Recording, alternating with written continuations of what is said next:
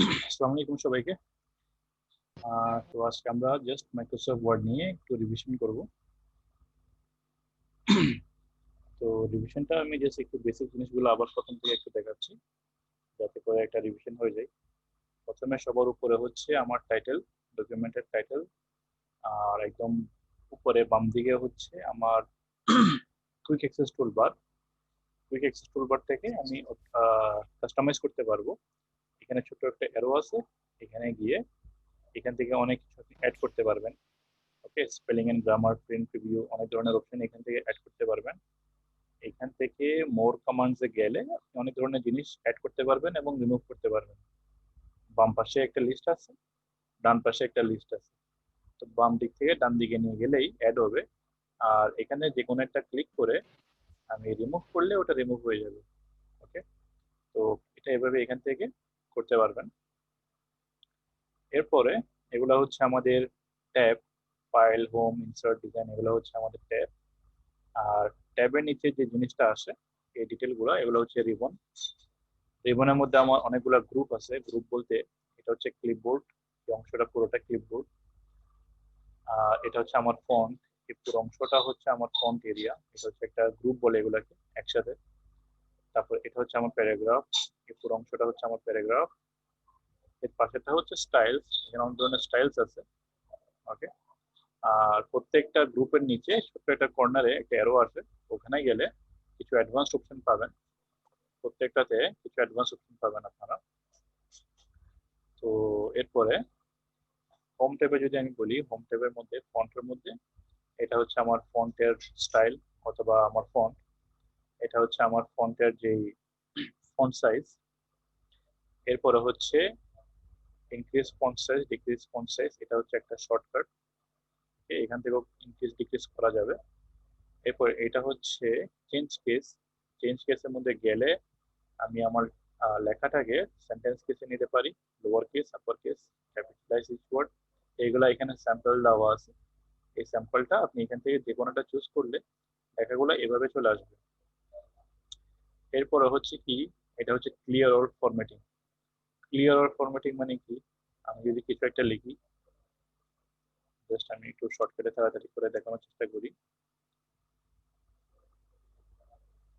কিছু একটা আমি লিখলাম, লেখার পরে এটাকে আমি বোল্ড করতেছি, সাইজটাকে আমি বড় বড় করতেছি, এটাকে ইটালিক করি, তারপরে এটা কালার আমি চেঞ্জ করে দিই। হ্যাঁ, বিভিন্ন ধরনের আমি এটাকে বিভিন্ন ধরনের জিনিস আমি এটাকে করতেছি। শেডিং একটা একটা আমি হাইলাইটার দিয়ে এটাকে আমি হাইলাইট করি। তো এখন চাচ্ছি যে আমি এটাকে রিসেট করব। রিসেট করার জন্য এভাবে সিলেক্ট করে সিলেক্টও করতে পারেন, অথবা প্রথমে এরেজারটা নিতে পারেন। এটা এরেজার বলা যায় অথবা ক্লিয়ার ফরম্যাটিং বলা যায়। হ্যাঁ, এখানে ক্লিক করলেই লেখাটা মানে আপনার ফরম্যাটিংটা চলে যাবে আর কি। তো শেডিংটা যায় না, হাইলাইটার যেটা ওইটা যাচ্ছে না, ওইটা এখান থেকে গিয়ে নো কালারে দিলে ওটা ঠিক হয়ে যাবে। তো bold, italic, size increase decrease, হ্যাঁ, এই সব কিছু কিন্তু ক্লিয়ার অল দিলে, এই ক্লিয়ার অলটা দিলে রিসেট হয়ে যাবে। তো আমি একটু দেখাচ্ছি, মানে লেখাটাকে বড় করি, বোল্ড ইটালিক করি, ফন্ট সাইজটাকেও আমি চেঞ্জ করে দিচ্ছি। তো যখন আপনি ক্লিয়ার অল ফরম্যাটিং দিবেন, এটা ডিফল্ট যে ফরম্যাটিংটা ওখানে চলে আসবে। তো এটা দিয়ে ক্লিয়ার অল ফরম্যাটিং করা যায়। তো এরপরে হচ্ছে সিলেক্ট করার পরে বোল্ড, ইটালিক, আন্ডারলাইন এখান থেকে নিতে পারেন। হ্যাঁ, অথবা রাইট ক্লিক করলে এখানে অপশনটা চলে আসবে, টেক্সট হাইলাইট কালার, তারপরে আপনার ফন্ট কালার। তো এখান থেকে অপশনগুলো চলে আসবে। কপি পেস্ট, কপি আমি এভাবে মাউস দিয়ে করতে পারি। এরপরে যে জায়গায় আমার পেস্ট করা দরকার ওইখানে গিয়ে রাইট ক্লিক, এরপরে পেস্ট করতে পারবো আমি। পেস্ট, এটা হচ্ছে কপি পেস্ট। আর একটা হচ্ছে কাট পেস্ট। কাট পেস্টটা কি, আমি এই জিনিসটাকে, এই লেখাটাকে রাইট ক্লিক করব, কাট করব। কাট, কাট মানে একটা লেখাকে আমরা যেমন কাটি, কেটে অন্য জায়গায় গ্লু দিয়ে বসাই দিই, এটা ওই সিস্টেমের। কাট করে ফেললাম, এখন এখানে গিয়ে আমি পেস্ট করব, তাহলে লেখাটা উপর থেকে সরে নিচে চলে আসছে। এটা হচ্ছে কাট এন্ড পেস্ট। কাটবেন এবং অন্য জায়গায় গিয়ে পেস্ট করে দিবেন বা বসাই দিবেন। ওকে, এটা হচ্ছে কাট এন্ড পেস্ট।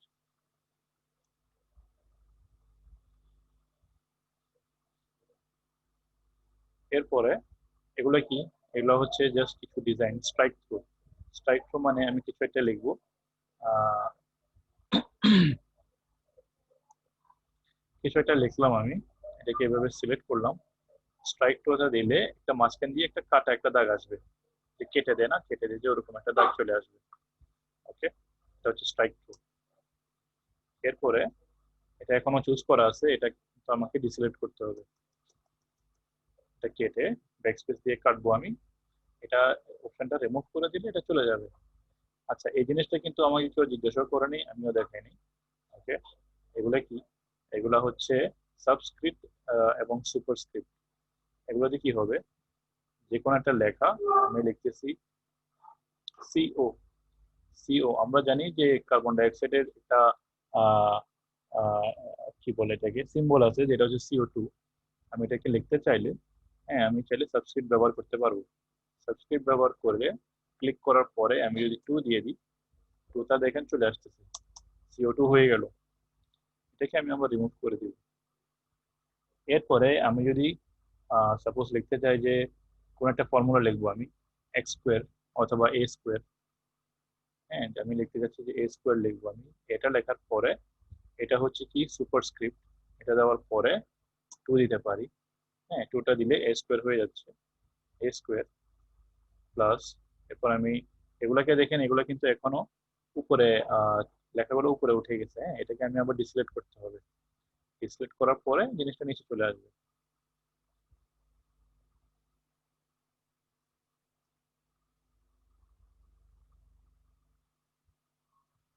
তো এভাবে আমি ফর্মুলা লিখতে পারি। এরপরে বি লেখার পরে আমি আবার এটা নিব সুপারস্ক্রিপ্ট, নেওয়ার পরে এভাবে স্কোয়ার দিতে পারবো।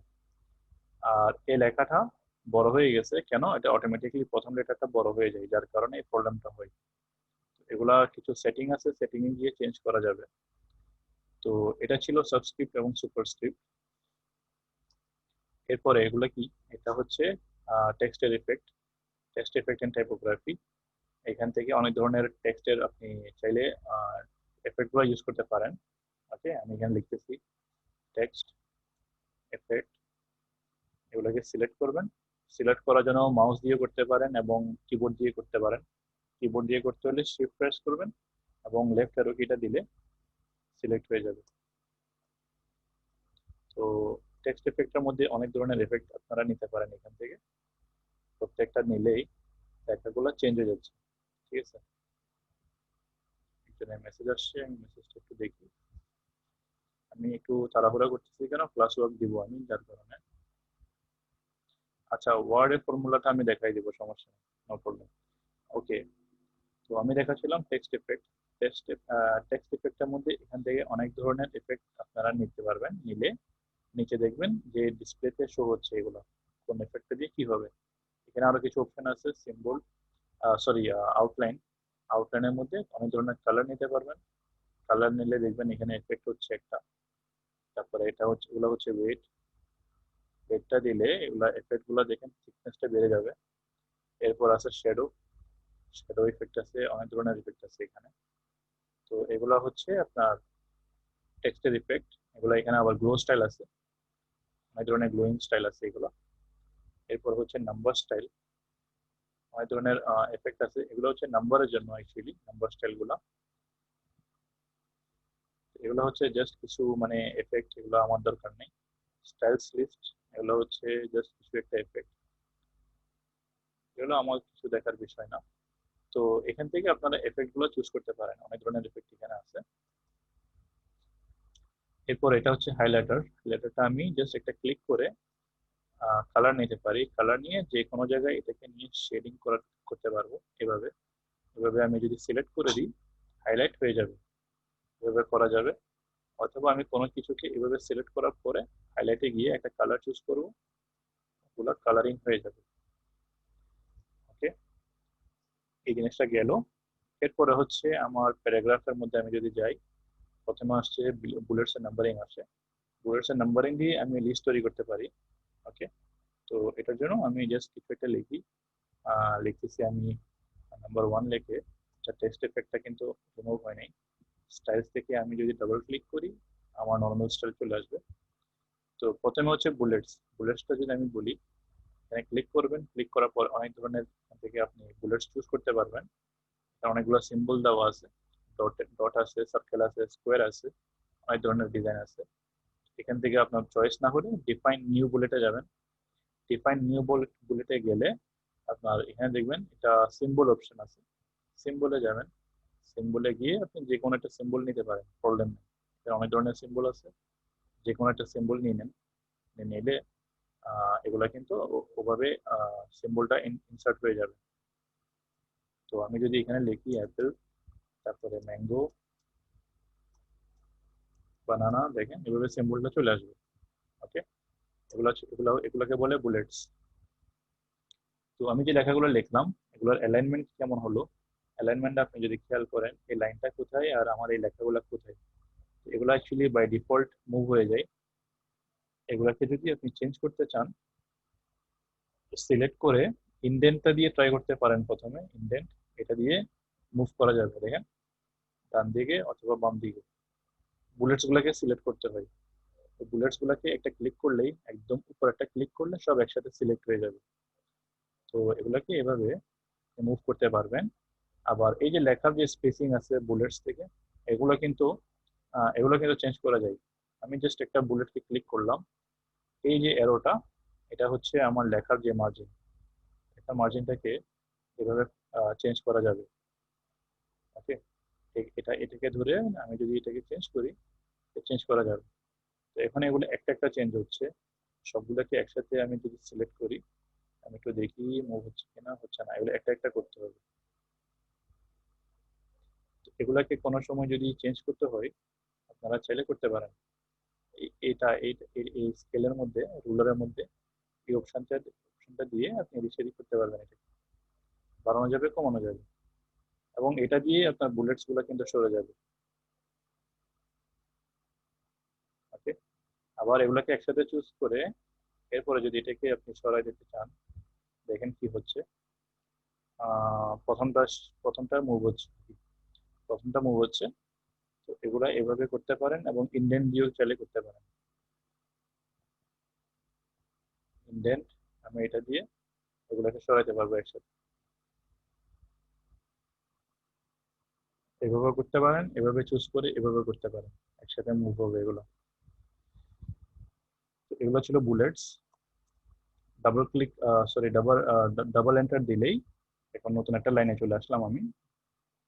এরপরে আমি দেখবো একটু বুলেটস, দেখলাম, নাম্বারিংটা দেখি। নাম্বারিং এর মধ্যে আমার অনেক ধরনের অপশন এখান থেকে পেয়ে যাব, যেটা আমার ভালো লাগে আমি নিতে পারি। নেওয়ার পরে ইন্ডেন্টটা আমি ঠিক করে নিব, লেফটে নিয়ে যাই। লেফটে নিয়ে যাওয়ার পরে এখন আপনি লিস্ট তৈরি করেন।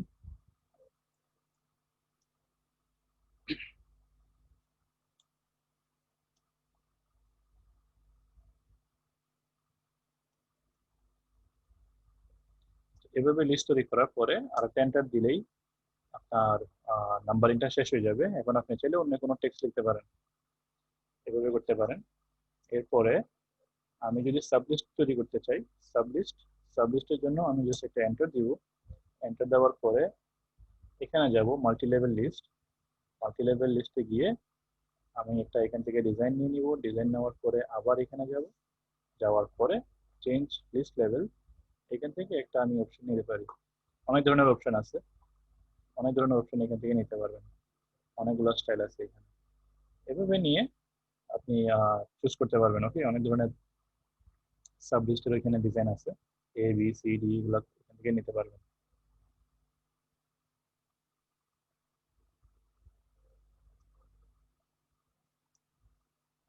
তো সাব লিস্ট গুলো এভাবে তৈরি করা যাবে।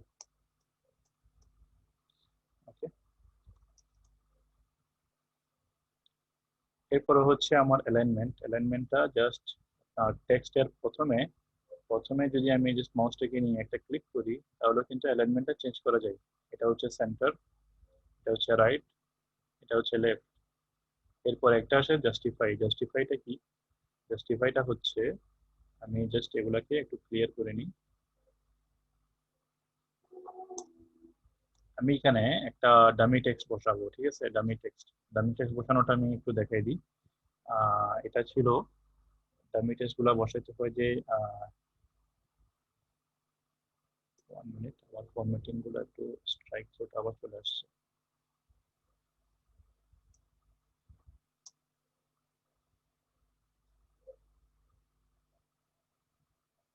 ইকুয়াল দিবেন, ইকুয়াল দিয়ে লাইন গুলো চলে আসছে।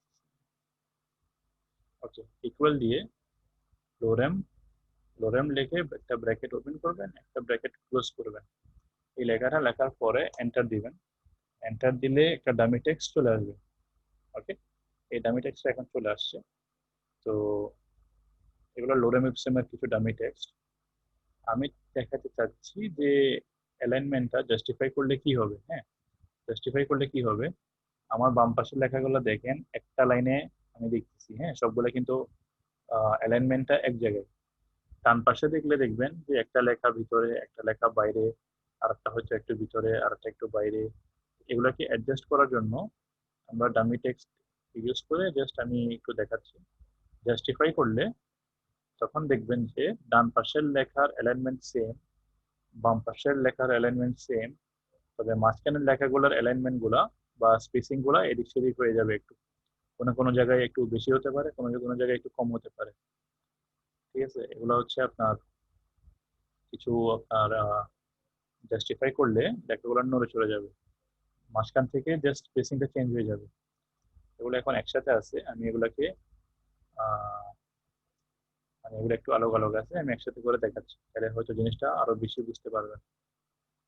আমি একটু দেখাচ্ছি জিনিসটা। তো আমি যদি রাইট অ্যালাইন করি, একটা শো হচ্ছে।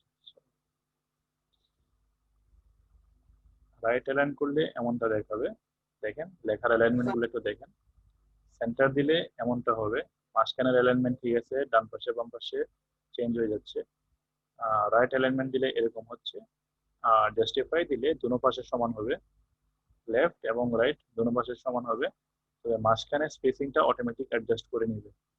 কোনো কোনো লেখাতে বড় হতে পারে, কোনো কোনো লেখাতে ছোট হয়ে যেতে পারে। এগুলো হচ্ছে জাস্টিফাই করলে জিনিসটা একটু সুন্দর দেখে, ডান পাশে অ্যালাইনমেন্ট ঠিক আছে, বাম পাশে আমার ঠিক আছে।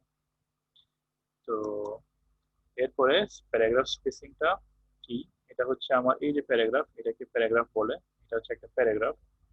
স্পেসিংটা আমি চাইলে এখান থেকে বাড়াইতে পারবো। এখন হচ্ছে 3, এখন হচ্ছে 2.5, 1.5, এভাবে বাড়ানো কমানো যাবে।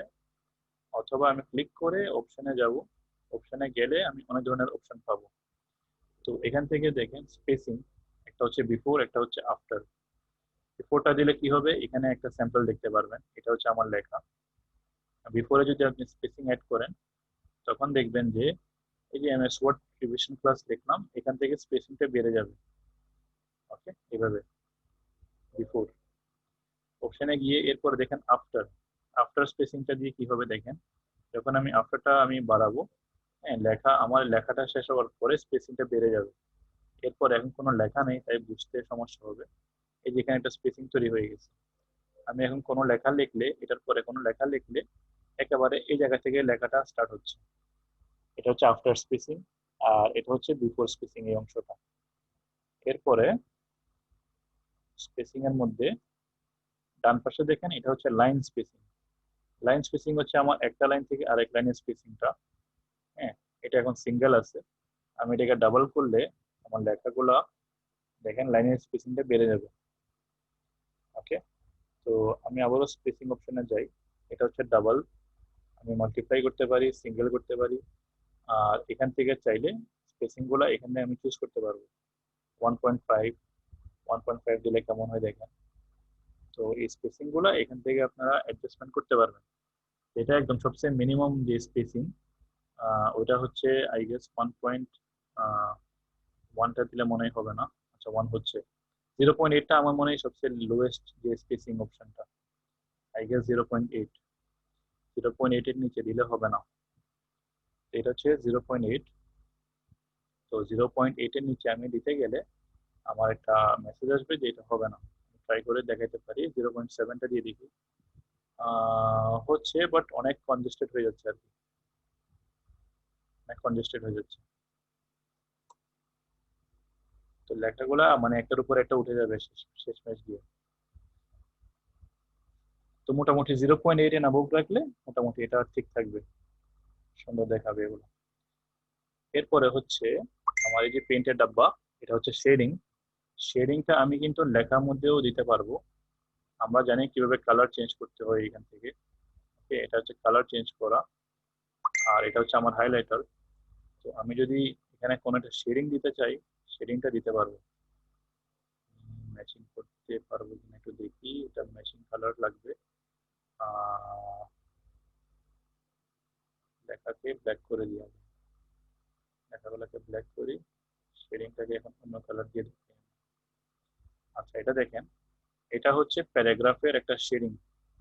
ওকে, আমার এই অংশটা হচ্ছে একটা প্যারাগ্রাফ। তো এখানে আমি একটা কালার দিয়ে দিলাম, এটা এখন শেডিং হিসেবে হয়ে গেল। এভাবে আপনি প্রত্যেকটা প্যারাগ্রাফকে আলাদা আলাদা করে কালার দিয়ে শেডিং করতে পারবেন। ওকে, এরপরে এগুলা কি, এটা হচ্ছে আমার বর্ডার, টেক্সটের বর্ডার। আমি এই লেখাটাকে যদি সিলেক্ট করি, সিলেক্ট করার পরে আমি যদি একটা বর্ডার তৈরি করতে চাই পারবো।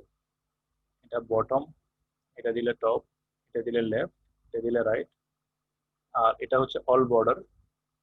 এটাকে ক্লিক করার পরে দেখবেন চারপাশে বর্ডার তৈরি হয়ে গেল। এটা হচ্ছে অল বর্ডার। এরপর হচ্ছে ইনসাইড বর্ডার, এগুলো হচ্ছে আপনার ইনসাইড বর্ডার গুলো এখন কাজে আসবে না। তো এভাবে আপনারা বর্ডার তৈরি করতে পারেন, জাস্ট বটম অথবা টপ অথবা অল বর্ডার্স। তো অল বর্ডার গুলো দিতে পারবেন, অল বর্ডার দিলে সবগুলা বর্ডার চলে আসবে একসাথে।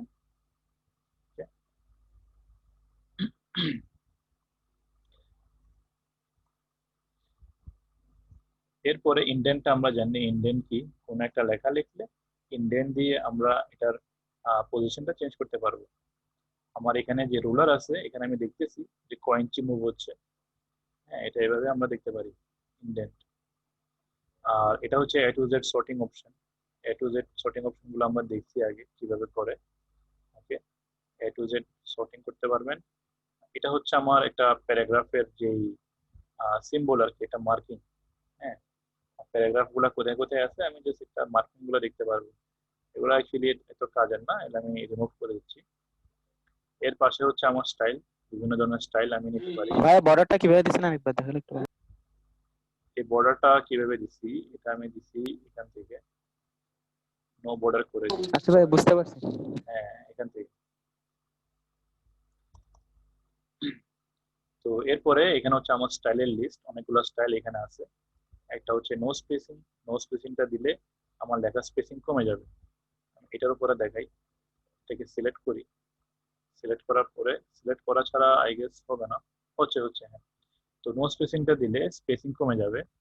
হেডিং 1 দিলে হেডিং 1 স্টাইল হবে, হেডিং 2 দিলে হেডিং 2 স্টাইল হবে, টাইটেল দিলে টাইটেলের স্টাইল হবে, বড় হয়ে যাচ্ছে। তো ইন্টেন্স দিলে এরকম হবে। তো অনেক ধরনের আপনারা চাইলে স্টাইল এখান থেকে দিতে পারবেন, অনেক ধরনের স্টাইল আছে। আমি আবার নর্মালে নিয়ে আসলাম, নর্মাল হচ্ছে আমার ডিফল্ট যে স্টাইল। আর আমি যেমনটা বলছিলাম, প্রত্যেকটা গ্রুপের মধ্যে একটা অ্যারো আছে, এখানে গেলে কিছু অ্যাডভান্স আপনি জিনিস দেখতে পারবেন। ওকে, লাইন ইন পেজ ব্রেক, এখানে অনেক ধরনের অপশন আছে, এগুলো দেখতে পারেন। কোনোটা যদি আপনার কাজে আসে এগুলাকে এখান থেকে চেঞ্জ করতে পারবেন। স্টাইলের ক্ষেত্রেও একটা বাটন আছে, এখানে গেলে এখান থেকে আপনি সবগুলা স্টাইল দেখতে পারবেন। ওকে, এরপরে নিচে গেলেই কিছু অপশন দেখতে পারবেন, অপশনস। তারপরে এখানে একটা নিউ স্টাইল, এগুলোতে ক্লিক করে আপনি আপনার নিজস্ব একটা স্টাইল বানাতে পারবেন। এখানে একটা নাম দিবেন স্টাইলের, স্টাইলটা হচ্ছে প্যারাগ্রাফ স্টাইল। ওকে, এখানে অনেক ধরনের স্টাইল আছে, ক্যারেক্টার, টেবিল, লিস্ট, কিছু স্টাইল আছে এখানে। তো বেসড অন আপনি চাইলে হেডিং দিতে পারেন, নো স্পেসিং, স্টাইল, অনেক ধরনের এখানে অপশন আছে। নর্মালটা যদি দেন, এরপরে হচ্ছে style for following paragraph. Following paragraph হচ্ছে আপনার নেক্সট প্যারাগ্রাফ। একটা প্যারাগ্রাফ শেষ করে নেক্সট প্যারাগ্রাফে গেলে কোনটা ফলো করবে, এটা কি নর্মাল ফলো করবে নাকি স্টাইল টু ফলো করবে। স্টাইল টু হচ্ছে এখন যে স্টাইলটা আমি সেট করব। তো বাম পাশে হচ্ছে আমার ফরম্যাটিং, এখানে হচ্ছে আমার যে ফন্ট, ফন্ট আমি কোনো একটা নিতে পারি। ফন্টের সাইজ নিয়ে নিতে পারি, বোল্ড, ইটালিক এগুলো নিতে পারবো, কালার চুজ করতে পারবো। ওকে, এগুলা চুজ করার পরে আমি যদি ওকেটা ক্লিক করি, তাহলে আমার একটা নতুন করে একটা স্টাইল চলে আসবে। যেমন আমার এটা হচ্ছে একটা স্টাইল 1, এটা আমি নিজেই তৈরি করলাম। স্টাইল 1টা এভাবে আমি সেট করলাম, এটা ফন্ট সাইজ হচ্ছে বার্লিন সেন্স, সাইজ হচ্ছে 14, কালার হবে এটা। তো প্রত্যেকবার আমি এখন চাইলে স্টাইল 1টা চুজ করতে পারবো, এখানে সেভ হয়ে যাবে এটা। তো এগুলো হচ্ছে কিছু এক্সট্রা জিনিস, আর এটা চাইলে এখান থেকে ক্লোজ করে দেওয়া যাবে। ওকে, এরপরে হচ্ছে ফাইন্ড এন্ড রিপ্লেস।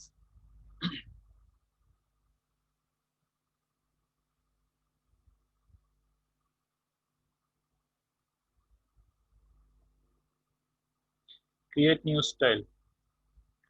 স্টাইলটা আমি এখান থেকে স্টাইলের মধ্যে গেলে একটা ছোট্ট একটা অ্যারো আছে, এখানে যাবেন, এখানে ক্লিক করার পরেই একটা উইন্ডো ওপেন হবে, এই জায়গাটাতে ক্লিক করবেন, একটা উইন্ডো আসবে।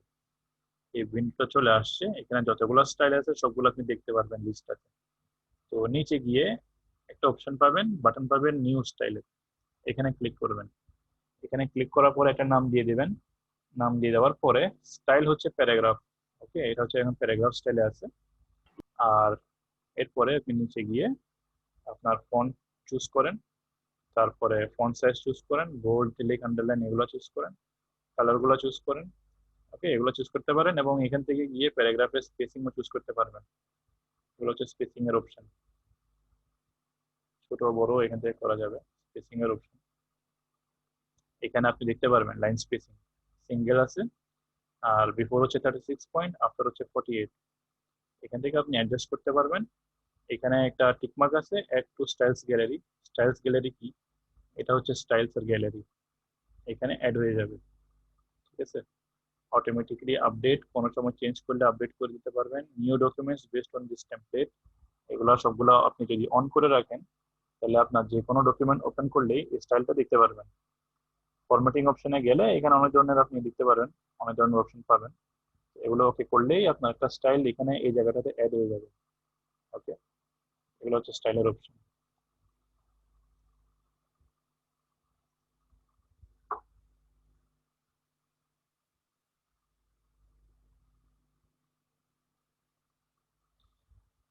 তারপরে বর্ডারটা আমি যেটা বলছিলাম যে সিলেক্ট করার পরে এখান থেকে বর্ডার চুজ করা যায়। ওকে, আউটসাইড বর্ডার বা অল বর্ডার।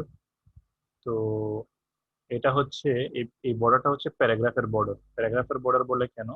এটা আমার আহ, এই যে আপনি রুলার দেখতে পারতেছেন, হ্যাঁ রুলার, একদম বর্ডার টু বর্ডার এই লেখাটা হচ্ছে, মানে বর্ডারটা তৈরি হচ্ছে।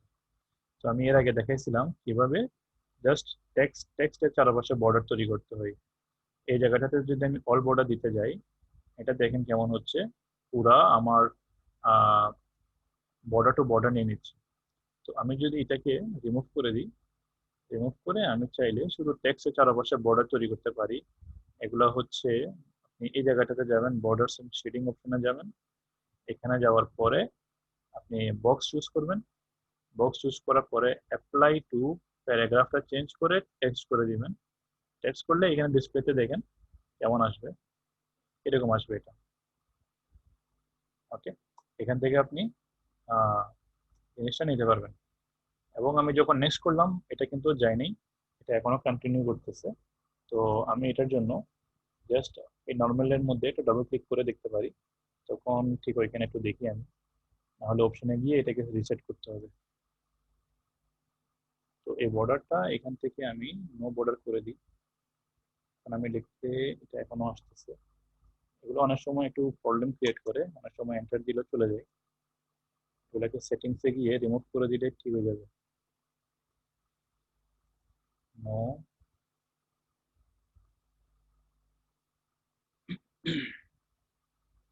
নো বর্ডার, নো বর্ডারে গিয়ে এখানে যাচ্ছে না, নর্মাল স্টোরি দিই। অনেক সময় এগুলা যাইতে চায় না, এগুলা বর্ডার সেটিংসে গিয়ে আবার সেটিং থেকে দেখতে হবে আমাকে।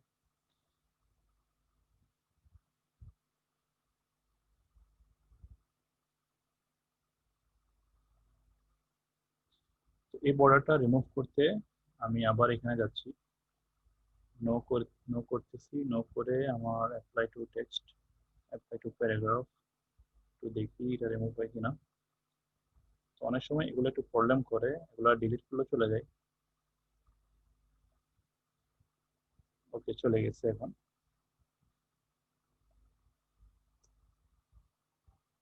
তো এগুলো ছিল জাস্ট কিছু স্টাইলের অপশন আমি দেখালাম এখান থেকে। ফাইন্ড এন্ড রিপ্লেসটা আমরা জানি কিভাবে কাজ করে। ফাইন্ডে যদি ক্লিক করি, ফাইন্ড কিছু একটা যদি আমি ফাইন্ড করতে চাই, তো আমি লিখতেছি ক্লাস। ক্লাস লিখে জাস্ট এন্টার দিব। এন্টার দেওয়ার পরেই এটা আমাকে বের করে দিচ্ছে যে এই যে MS word revision class page 1, page number 1টা আসতেছে, আর লেখাটা হাইলাইট হয়ে যাবে। তো এগুলো শর্টকাট আমি দিছিলাম মনে হয়, কন্ট্রোল এফ দিলে ফাইন্ড অপশনটা চলে আসে, কন্ট্রোল এফ। এগুলো কিছু শর্টকাট আছে, চাইলে আমি নতুন করে আরো দিতে পারি। এরপর হচ্ছে রিপ্লেস। হ্যাঁ, রিপ্লেস, আপনি মাউসটাকে নিয়ে গেলে শর্টকাটটা আপনাকে দেখাবে, কন্ট্রোল এবং এইচ দিলে রিপ্লেসটা আসবে। তো রিপ্লেসটা কিভাবে কাজ করে, রিপ্লেসের মধ্যে প্রথমে ফাইন্ড করতে হয়, ফাইন্ড করার পরেই রিপ্লেস করতে পারবেন, রিপ্লেস উইথ। ক্লাসটাকে রিপ্লেস করে এখানে আপনি কি লিখবেন ওটা আপনি এখানে দিতে পারবেন, অথবা ফাইন্ডটা চেঞ্জ করে চেঞ্জ করতে পারবেন। যেমন আমি চাচ্ছি, সরি, আমি চাচ্ছি এই ক্লাসটাকে চেঞ্জ করে এখানে এমএস লিখবো, এমএস ফাইন্ড ওয়ার্ড। প্রথমে এমএস এই ওয়ার্ডটাকে ফাইন্ড করবে, এরপর রিপ্লেস করবে কিভাবে, আমি লিখতেছি মাইক্রোসফট ওয়ার্ড, এই লেখাটা দিয়ে রিপ্লেস করার জন্য আমি চাচ্ছি। ওকে, এটা দেওয়ার পরে আমি রিপ্লেস দিলে রিপ্লেস হয়ে যাবে, এবং রিপ্লেস অল দিলে আমার এই ডকুমেন্টে যতগুলো এমএস শব্দটা পাবে, এমএস এই ওয়ার্ডটা পেলেই মাইক্রোসফট ওয়ার্ডে রিপ্লেস করে দিবে, রিপ্লেস অল দিলে। আর রিপ্লেস দিলে প্রথমে যে ওয়ার্ডটা পাবে এমএস ওটাই রিপ্লেস হবে, আর ফাইন্ড নেক্সট দিলে, হ্যাঁ, এই এমএসটার কোথায় কোথায় আছে ওইটাই ফাইন্ড করবে। তো আমি জাস্ট রিপ্লেস দিচ্ছি, রিপ্লেস দেওয়ার পরে একটা একটা নোটিফিকেশন আসবে, we are finish searching the document. এরপরে আমি ক্লোজ করি, উপরে যাই দেখি, দেখেন যে মাইক্রোসফট ওয়ার্ড চলে আসছে, রিপ্লেস করা হয়েছে আর কি।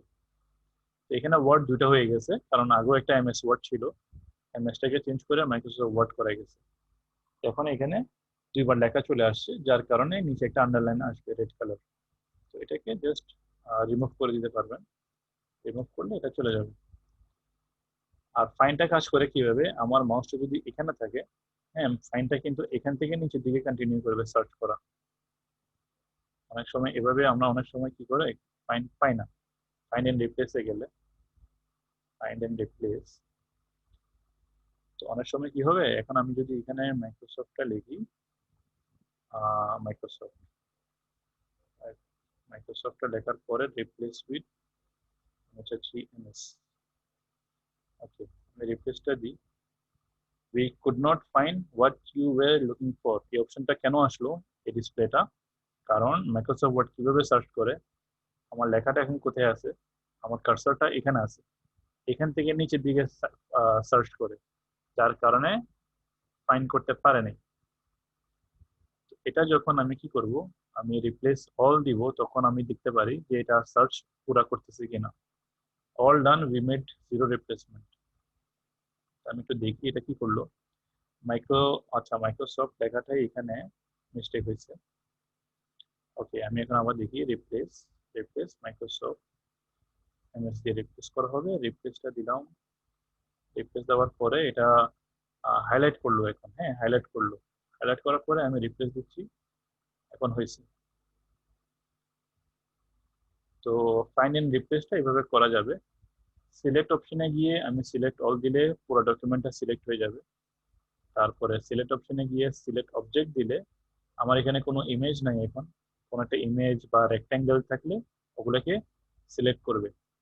এখান থেকে আমি ইনসার্ট থেকে একটা শেপ নিই, কোনো একটা অবজেক্ট আমি ড্র করি, কার্সারটাকে উপরে নিয়ে যাই, এরপরে হোম ট্যাব থেকে আমি জাস্ট সিলেক্টে গিয়ে সিলেক্ট অবজেক্টসে যদি আমি যাই, আমি ট্রাই করতে পারি কি হয়। এক্স্যাক্টলি অবজেক্টস বলতে বেশিরভাগ ইমেজগুলোকে অবজেক্ট হিসেবে ধরে এখানে।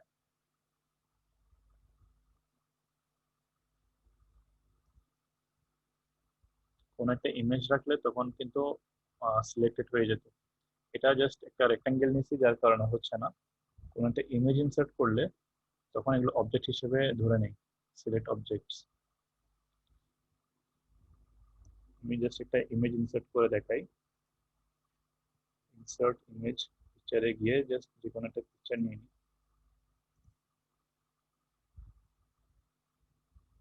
একটা পিকচার ইনসার্ট করে ফেললাম। আমি বাইরে কোথাও ক্লিক করে এখন আমি ট্রাই করি সিলেক্ট অবজেক্টস হচ্ছে কিনা একটু দেখি। অবজেক্টগুলো সিলেক্ট হচ্ছে না। না,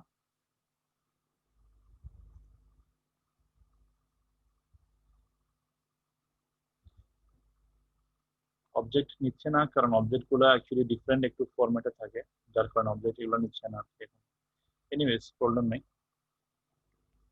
তো আমরা হোম ট্যাবটা পুরোপুরি দেখে ফেললাম। হোম ট্যাব এখানে আর কিছু নেই, হোম ট্যাব আমরা সবগুলো দেখছি। ইনসার্টে গিয়ে কভার পেজ, কভার পেজটা আমরা জানি কভার পেজ কি। ইনসার্ট কভার পেজে গেলেই একটা নতুন করে কভার পেজ ইনসার্ট হবে। তো এগুলা অনেক ধরনের ডিজাইন এখান থেকে আপনারা নিতে পারেন, এগুলো হচ্ছে টেমপ্লেট, এগুলো এখান থেকে নিতে পারবেন। অথবা চাইলে আপনারা জাস্ট এডিটিং করে এগুলাকে ডিলিট করে এডিটিং করে আপনারা রেকটিফাই করতে পারবেন আর কি। তো যখনই একটা কভার পেজ ইনসার্ট করব, একদম ফার্স্ট পেজটা আমার কভার পেজ হিসেবে থাকবে অটোমেটিকলি। ওকে, ফার্স্ট পেজটা আমার কভার পেজ থাকবে। কভার পেজ অ্যাড হয়ে গেল। এগুলোকে চাইলে ডিলিট করে নতুন করে কিছু একটা তৈরি করতে পারবেন। এই পুরোটাকে ডিলিট করতে পারবেন, ডিলিট করে আলাদা আলাদা করে আপনি চাইলে এডিটিং করে চেঞ্জ করতে পারবেন। তো এটা ছিল আমার কভার পেজ।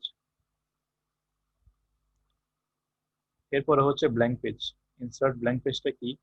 আমার কার্সারটা যে জায়গায় থাকবে, আমার কার্সারটা আমি এখানে রাখি। এখন ইনসার্ট ব্ল্যাঙ্ক পেজটা দিই। এখন দেখেন এই লেখাটা থেকে একটা ব্ল্যাঙ্ক পেজ তৈরি হয়ে গেল। এর নিচে যে লেখাটা গেছে ওগুলা অন্য পেজে চলে যাবে। এই পেজটা খালি, এরপরে গিয়ে এই লেখাগুলো আসছে। ওকে, এটা হচ্ছে insert blank page. Control Z দিই। ইনসার্ট ব্ল্যাঙ্ক পেজ যে কাজ করবে, পেজ ব্রেকটাও সেম ভাবে কাজ করে। আমি এখন একটা পেজ ব্রেক ইনসার্ট করি, পেজটা ব্রেক করে দিল, নতুন করে একটা পেজ এসে গেল। হ্যাঁ, কিন্তু পেজ ব্রেক দিলে কি হবে, লেখাগুলা নতুন পেজে আসছে কিন্তু এক্সট্রা পেজ অ্যাড হয়নি। ওকে, দেখেন এর আগে কিন্তু আমি ব্ল্যাঙ্ক পেজ ইনসার্ট করেছিলাম, তাহলে ফুল একটা ব্ল্যাঙ্ক পেজ ইনসার্ট হয়ে গেছিল। এখন আমি পেজ ব্রেক ইউজ করেছি, জাস্ট পেজটাকে ডিভাইড করে দিল, নতুন করে একটা পেজ ইনসার্ট করে দিচ্ছে, লেখাগুলোকে এখানে নিয়ে আসছে। এটা কেমন ছিল দেখেন, এটা এমনটা ছিল। ওকে, আমি যদি ব্ল্যাঙ্ক পেজ ইনসার্ট করি, একটা ব্ল্যাঙ্ক পেজ ইনসার্ট হয়ে গেল, বাকি লেখাগুলো অন্য পেজে চলে গেছে। আর যদি পেজ ব্রেক দিই, পেজ ব্রেক দিলেই জাস্ট আপনার লেখাগুলোকে অন্য পেজে নিয়ে যাবে, নিচের লেখাগুলোকে। এটা হচ্ছে আপনার ইনসার্ট পেজ ব্রেক। তো আপনি কন্ট্রোল এন্টার দিলে কি হবে, কন্ট্রোল এন্টার দিলেও একই জিনিসটা হবে, পেজ ব্রেক হবে। কন্ট্রোল এন্টার, এবং কন্ট্রোল এন্টার দিলে একদম নিচে গিয়ে যদি কন্ট্রোল এন্টার দেন একটা নিউ পেজে ওপেন হবে কিন্তু এখানে। এভাবে একটা শর্টকাট ইউজ করতে পারেন, কন্ট্রোল এন্টার দিলে নিউ পেজ ওপেন হবে। আর পেজগুলোকে ডিলিট করার জন্য ব্যাকস্পেস দিবেন, ব্যাকস্পেস দিলে এগুলো ডিলিট হয়ে যাবে। তারপরে কিছু জুম অপশন আছে, কন্ট্রোল বাটন প্রেস করে মাউসের স্ক্রল বারটাকে চেঞ্জ করবেন। চেঞ্জ করার পরে দেখবেন পেজ ভিউটা চেঞ্জ হয়ে যাবে, প্রত্যেকটা পেজকে আপনি আলাদা আলাদা করে দেখতে পারবেন। ঠিক আছে, এভাবে দেখতে পারবেন। এগুলোকে যখন ব্যাকস্পেস দিবেন, ব্যাকস্পেস দিলে পেজগুলো ডিলিট হয়ে যাবে আস্তে আস্তে। কন্ট্রোল এন্টার দেন, পেজ অ্যাড হতে থাকবে। কয়টা পেজ লাগবে, কন্ট্রোল এন্টার দিবেন, পেজ অ্যাড হতে থাকবে। এখানে আমি কোনো কিছু লিখতে পারি, কোনো কিছু আমি লিখে দেখাই।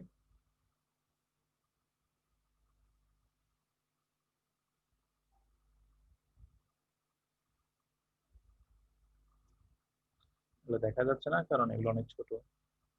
জাস্ট এখান থেকে আমি পেজ বাড়াই দেখা দিলাম। ওকে, এখানে আমি লিখলাম পেজ 4, এখানে আমি লিখতেছি পেজ 5, এখানে আমি লিখতেছি পেজ